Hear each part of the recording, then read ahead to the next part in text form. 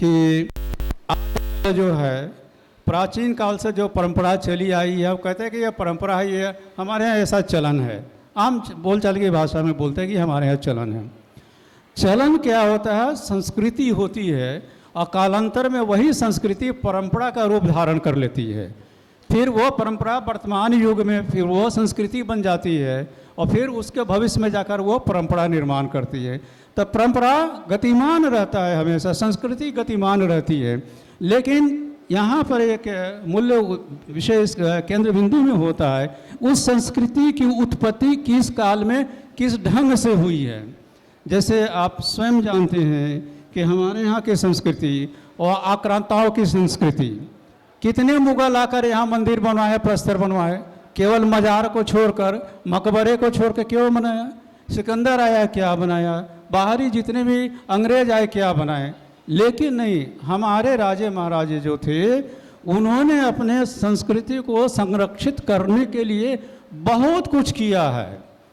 हमारे उस समय के मीडिया नहीं थे, टेलीविज़न नहीं था, अखबार नहीं था, लेकिन सूचना का ठोस प्रमाण उन्होंने रख कर गए हैं, जो हजारों वर्ष अभी भी जीवित है, और उसके विषय में जानने की लालसा करते हैं। सुबह का टीवी न्यूज़ आप देखते हैं, दोपहर में कहे क्या बकवास है, दिन भर वही चल रहा है। लेकिन नहीं, आज हमारा जिज्ञासु मन, आपका जिज्ञासु मन यहाँ बैठा है, क्यों? उस संस्कृति के विषय में जानने के लिए जिन्होंने कलचुरी राजवंश जो हमारे पूर्वजों ने बनाकर छोड़ा था। तो संस्कृति ही परंपरा के रूप में हमारे पास में आ रही है। उसी संस्कृति, उसी परंपरा के में सर्वांगीण उसके ऊपर पुनरावलोकन करने के लिए मैं धार्मिक पक्ष हम अपने प्रस्तुत कर रहा हूँ। संस्कृति मानव जीवन की एक सत्य तथ्य घटना है, जिसके बिना वह मानव की तरह रह नहीं सकता। सभी संस्कृतियों का सदैव सर्वत्र एक गंतव्य और मंतव्य होता है, वही जीवन का महामंगल कहलाता है। विज्ञान, धर्म, दर्शन, समाज, कला, कौशल और सभ्यता से अनेक उपादान, प्रतीक, मानव संबंध इत्यादि संस्कृति के ही तत्वों में मिलते हैं। जिस भी तत्व से मानव जीवन समृद्ध, सशक्त, सजग और जीने योग्य बनाता है, वही संस्कृति का मूल है। इन सारे विभाजों को हम देखते हैं तो हमारे कलचुरी राजवंशों ने इन सभी तत्वों को उस अपने संस्कृति में निहित कर रखा है। समाज मानव संबंधों का ताना बाना होता है, और इन संबंधों के मूल में संस्कृति के मूल्य रहते हैं, जिनके स्वस्थ और संतुलित विकास के साथ साथ सामाजिक संतुलित का प्रश्न जुड़ा रहता है, जो समाज अथवा व्यक्ति तक सीमित न होकर लोक तक भी आ सकते हैं। अब यहाँ पर लोक शब्द आया है, एक व्यक्ति अनुसरण करता है, लेकिन वो व्यक्ति न रहकर वो व्यक्ति से परिवार बनता है, परिवार से समाज बनता है, समाज से राज्य बनता है, राज्य से, लेकिन जनमानस को हम लोक कहते हैं। तो वो संस्कृति जब लोक सर्वग्राह्य हो जाती है तो ये संस्कृति वो जीवंत हो जाती है, और वर्षों तक वो निरंतर यात्रा उसकी होती रहती है। पर लोक के मूल्य में वह सूक्ष्म तत्व है जो निर्भीक होकर अन्वेषण, विश्लेषण, विवेचन, विचार करता है। कलचुरी राजवंश तत्कालीन समय में जनमानस की अंतरात्मा में स्थित अति मानव, सूक्ष्म, समर्थ एवं विराट की पहचान को पहचाना, और अपनी दूरदृष्टि से अपनी साहित्य रचनाओं, वास्तुकला के प्रयोग से सामान्य लोगों को भी अपने साथ साथ इस आवाज़ को सुनने देखने के लिए विवश किया था। मानव संबंध में जब कभी अनीति, अन्याय का प्रकोप होता है तो लोग आवाज़ को उठाता है और लोग उससे सुनने के विवश होते हैं। तत्कालीन समय में नाना प्रकार के सामाजिक कुरीतियाँ, जातिगत शोषण को समाज ने स्वीकारा, मानवता ने मान्यता दी, परंतु लोक की आत्मा ने इन अनीतियों को समझा।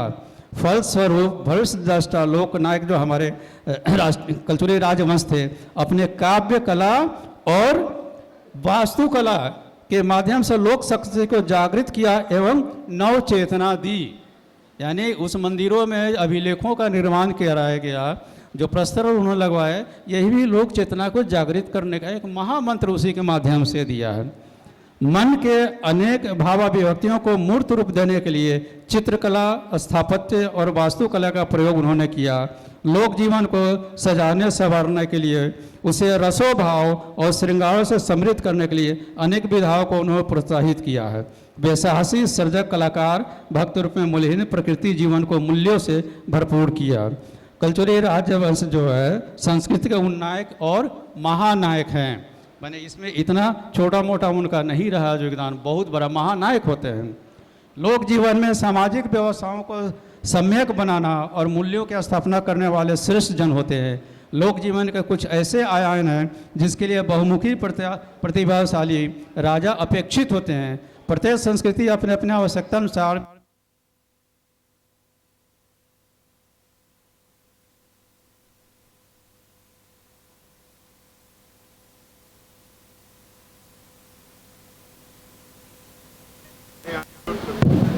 और उनके निवास हेतु मठों का निर्माण करवाया।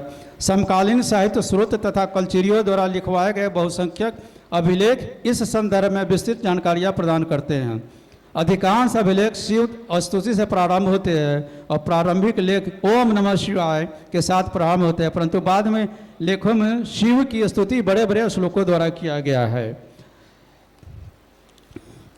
अभिलेखिक अध्ययन से यह ऐसा प्रतीत होता है कि कलचुरी प्रारंभ से ही शैव मतानुयायी थे, क्योंकि महिष्मति में राज करने वाली कलचुरियों की आद्य शाखा के 3 ज्ञात राजाओं कृष्णराज, शंकरगण और बुद्धराज के लिए ताम्रपत्र लेखों में परम माहेश्वर उपाधि का प्रयोग हुआ है।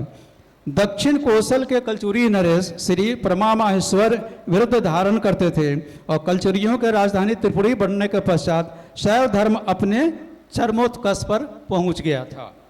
शैव धर्म के प्रति लोगों की आस्था में उत्तरोत्तर वृद्धि होती है। नैरंतर के साथ इसके स्वरूप में परिवर्तन भी दिखाई पड़ने लगा और यह कालांतर में संप्रदायों में विभक्त हो गया, जैसे पाशुपत संप्रदाय, कापालिक संप्रदाय अथवा कालामुख संप्रदाय, शैव सिद्धांत संप्रदाय, सोम सिद्धांत संप्रदाय आदि प्रमुख शैव संप्रदाय थे, जिनका विवरण साहित्यिक ग्रंथों में प्राप्त होता है। कलचुरी अभिलेखों से स्पष्ट रूप में इस संदर्भ में उल्लेख तो नहीं मिलता है, परंतु प्रसंग ऐसे विवरण प्राप्त होते हैं जिससे कलचुरी साम्राज्य में इन संप्रदायों के अस्तित्व पर कमोवेश प्रकाश मिलता है। उसके बाद में आता है पशुपत संप्रदाय, जो उसका एक खंड होता है, भाग होता है, वो आता है। यह शैव धर्म का प्रमुख संप्रदाय था, जिसका संस्थापक लकुलिश को माना जाता है और इन्हें भगवान शिव के अवतार के रूप में मान्यता प्राप्त है। अब बताइए, शैव धर्म का संस्थापक जो लकुलिश था उसको शिव का अवतार माने, इस तरह की मान्यता कलचुरी राज्य में दिया गया था। शिव पुराण एवं शारदा तिलक की टीका में श्री कंठनाथ को सारे शैवागमों का प्रथम आचार्य तथा महाभारत के शांति पर्व में वर्णित ब्रह्मा के पुत्र भूतनाथ नीलकंठ को इसका प्रवर्तक बताया गया है। कलचुरियों में इस संप्रदाय के प्रति श्रद्धा का भाव था, जिसके प्रमाण अभिलेखों में उपलब्ध है। युवराज देव द्वितीय के बिलहरी शिलालेख में श्रीकंठ का संदर्भ प्राप्त होता है, जिसमें कहा गया है कि युवराज देव ने श्रीकंठ की पूजा अर्चना में निरत रहने वाले शैवाचार्यों को अपना संपूर्ण साम्राज्य समर्पित कर दिया था। अब बताइए, धर्म के प्रति इतनी बड़ी त्याग देखने को अन्यत्र कहीं नहीं मिलता है, जिन्होंने इन्हें यहाँ कलचुरी राजवंश में देखने को मिलता है। जहाजल देव द्वितीय के क्रम संख्या 919 के शिवरी नारायण पाषाण अभिलेख की प्रारंभिक प्रक्रिया में श्रीकंठ की वंदना की गई है। इसी प्रकार पृथ्वी देव द्वितीय के 915 के प्रतनपुर पाषाण अभिलेख में उसके द्वारा बरेला ग्राम बिलासपुर में श्रीकंठ के मंदिर निर्माण की चर्चा की गई है।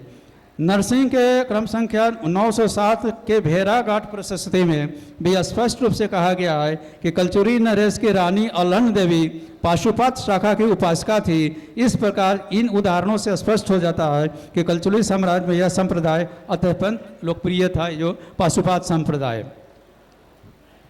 अब आता है कपालिक अथा कालामुख संप्रदाय। अब कपालिक अर्थ हम इसे नाम ही से जानते हैं कि कपालिक वेशभूषा में रहना है, अर्थात अवगर पंथ, जो शैव का एक होता है अवगर पंथ। अघोर पंथ उसको कहते हैं, जैसे काम क्रोध मद लोभ होता है, 4 चीज़ों को बताया गया है, लेकिन अघोर पंथ में एक 5वीं चीज़ों का भी उसमें प्रवेश हुआ है। ये होता है, उसे 5वां चीज़ होता है घृणा। अघोर जो होते हैं काम क्रोध मद लोभ के अलावा उनमें घृणा का स्थान नहीं होता है। इसलिए कपालिक की अघोर जो है ना, मुर्दा भी खाते हैं, मांसाहार भी भक्त हैं, क्योंकि उनमें द्वेष या घृणा कुछ है ही नहीं होती है। तो कपालिक इस संप्रदाय के अनुयायी भैरव को अपना उपास्य सृष्टि का सर्जक तथा संहारक मानते थे। कपालिक अलौकिक तथा परलौकिक इच्छाओं की पूर्ति के लिए नर कपाल में भोजन करना, मृत शरीर के भस्म को शरीर पर लपेटना, लंगोट धारण करना, सुरापात्र रखना, भस्म का भक्षण करना आदि अनेक उपायों को प्रयोग में लाते थे। साथ ही ये योग साधना पर बल देते थे। अब तीसरा संप्रदाय आता है सोम सिद्धांत संप्रदाय। ईशान्य शिव गुरुदेव पद्धति, वीरमित्र हृदय एवं प्रबोध चंद्र हृदय आदि ग्रंथों से सोम सिद्धांत संप्रदाय के बारे में जानकारी प्राप्त होती है। प्रबोध चंद्र हृदय नाटक में इस सिद्धांत की माता का वर्णन करते हुए कहा गया है कि सोम सिद्धांत के साधक जन्म मरण के बंधन से मुक्त होकर चंद्रशेखर का स्वरूप प्राप्त कर लेते हैं। चंद्रशेखर अर्थात शिव को कहा गया है, और शिव को इसलिए कहा गया, मोक्ष का देवता माना गया है, क्योंकि आप अभी भी काशी में भ्रमण करेंगे या टीवी पर आप देखते रहेंगे तो एक प्रथा प्रचलित है मसाने की होली, यानी रंगभरी एकादशी के दिन काशी में मसान यानी श्मशान घाट में बृहद पैमानों पर लाखों की संख्या में लोग जलती चिता की राख से होली खेलते हैं। अर्थात वहाँ पर अपने जीवन के सर्वोच्च स्थान मोक्ष के प्रति समर्पित भाव हो जाता है, वहाँ पर दुनियादारी छूट जाती है। इसलिए काशी विश्वेश्वर होता है, अन्य तीर्थों में जीवन जीने की पद्धति सिखाई जाती है, वहीं काशी में मोक्ष की पद्धति है। तो इसलिए सोम सिद्धांत में यहाँ पर चंद्रशेखर अर्थात परम ब्रह्म को प्राप्त करने की स्थिति में, अब यह वैचारिक देखिए उनका कहाँ से शिव से लेकर मोक्ष तक शिव के परम चंद्रशेखर रूप को तो उन्होंने कलचुरियों ने स्थापित किया। सोम सिद्धांत के साधक जन्म मरण का बंधुक होकर चंद्रशेखर का स्वरूप प्राप्त कर लेते हैं। कलचुरी साम्राज्य के अंतर्गत इस संप्रदाय को महत्वपूर्ण स्थान प्राप्त था, जिसकी पुष्टि अभिलेख साक्ष्यों से होती है। त्रिपुरी के कलचुरी राजा कोकलदेव द्वितीय के गुड़गी अभिलेख का प्रारंभ के बारे में कोई विशेष जानकारी प्राप्त नहीं होती है।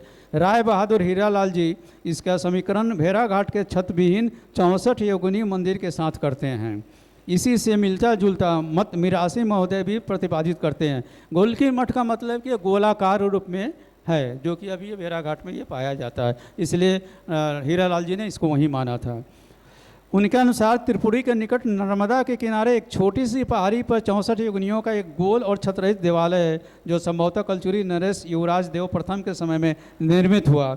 इस पहाड़ी का आकार गोल होने के कारण उसके पास सेवाचार्यों के मठ का नाम गोलकी मठ पड़ गया। इस गोलकी मठ के आचार्य कलचुरी राजाओं के राजगुरु हुआ करते थे, जिसका उल्लेख उनके स्वयं के लेखों में तथा कलचुरी राजाओं के ताम्रपत्रों में मिलता है। राजगुरुओं के बारे में महत्वपूर्ण जानकारी का प्रमुख स्रोत रुद्रदेव का मलकापुरम लेख, त्रैलोक्यमल का धुरेती ताम्रपत्र तथा जय सिंह का जबलपुर से प्राप्त शिलालेख ताम्रपत्र है। इन अभिलेखों से प्राप्त सूचना के आधार पर BS पाठक ने गोलकी मठ के आचार्यों एवं उनका समकालीन कलचुरी नरेशों की निम्नलिखित सूची परित की है। अब वो इस कलचुरी राज में किस राजा के समय में कौन राजगुरु हुए थे, मैं आपको ये बता रहा हूँ। सद्भाव शंभु के बाद में उनका प्रवृत्ति हुआ सोम शंभु के बाद में वाम शंभु जो आचार्य राजगुरु थे इस समय हुए थे युवराज देव, हमारे कलचुरी राजा थे। उसके बाद में विमल शिव राजगुरु हुए, उनके समकालीन कोकल देव द्वितीय राजा थे। वास्तु शिव जो आचार्य थे तो उनके समय गांगेय देव हमारे कलचुरी राजा थे। वास्तु शिव के बाद में रुद्र शिव हुए, तो रुद्र शिव के बाद में लक्ष्मीकर्ण और यक्षकर्ण हमारे राजा हुए। रुद्र शिव के बाद में पुरुष शिव सेवाचार्य माने राजगुरु हुए, तो उनके समय यशकर्ण जो राजा थे। शक्ति शिव के समय गयाकर्ण थे। कीर्ति शिव राजगुरु के समकालीन नरसिंह राजा थे। और विमल शिव के समय जय सिंह थे। विमल शिव के बाद में शांति शिव, उसके बाद नाट शिव, फिर दूसरा धर्म शिव विशेश्वर, ये राजगुरु हुए थे। तो बताइए 1 2 3 4 5 6 7 8 9 युवराज देव, कोकल देव द्वितीय, गांगेय देव, लक्ष्मीकर्ण, यशकर्ण, गयाकर्ण, नरसिंह और जय सिंह, इतने राजाओं ने सेवाचार्य में संरक्षण दी और इसमें सेवाचार्य लोग फले फूले और धर्म पनपा। उपरोक्त विवरण के आधार पर यह निश्चित रूप से कहा जा सकता है कि यद्यपि कलचुरी साम्राज्य के अंतर्गत शैव धर्म के सभी संप्रदायों का अस्तित्व था, परंतु शैव सिद्धांत संप्रदाय का जो स्थान था वह किसी और संप्रदाय को प्राप्त नहीं हो सका। उसमें विशेषकर मतमयूर शाखा का सर्वाधिक प्रभाव दृष्टिगोचर होता है।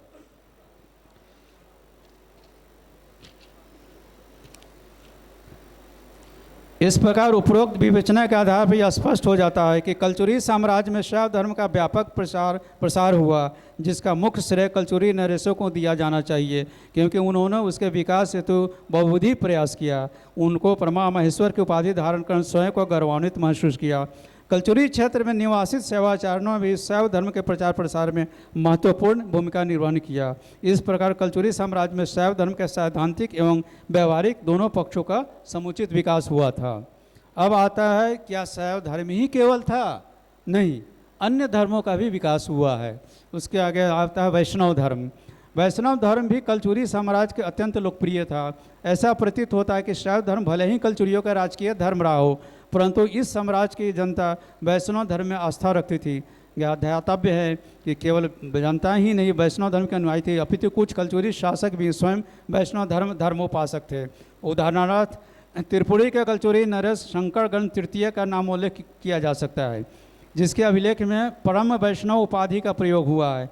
यही नहीं, शंकरगण ने बड़गांव में भगवान नारायण के एक मंदिर का निर्माण भी करवाया था, जिसकी सूचना सबड़ के बड़गांव शिलालेख से प्राप्त होती है। कलचुरी नरेश जो स्वयं शैव धर्मानुयायी थे, उन्होंने धर्मनिरपेक्षता का परिचय देते हुए वह वैष्णव धर्म का संरक्षण दिया। शंकरगण तृतीय के पिता लक्ष्मण राज के मंत्री ब्राह्मण सोमेश्वर वैष्णव धर्म के अन्य उपासक थे और इन्होंने भगवान विष्णु के एक विशाल देवालय का निर्माण भी करवाया था। शैव धर्मोपासक तथा राजा लक्ष्मण राज द्वितीय ने न केवल इस देवालय के निर्माण के लिए अनुमति प्रदान की, अपितु इसके व्यय के लिए भी दान दिया। त्रिपुरी नरेश गांगेयदेव के राजत्व काल में भी वैष्णव धर्म लोकप्रिय रहा, जिसकी सूचना उसके मुकुंदपुर शिलालेख में मिलती है, जिसमें दामोदर नाम के एक सृष्टि का उल्लेख है, जिसने एक जलाशय के तट पर शेष शाही विष्णु के मंदिर का निर्माण कराया था। कर्ण के रीवा शिलालेख क्रम संख्या 812 में उसके एक सेनापति बपुल द्वारा श्रीवत्स यानी विष्णु के मंदिर निर्माण की चर्चा मिलती है।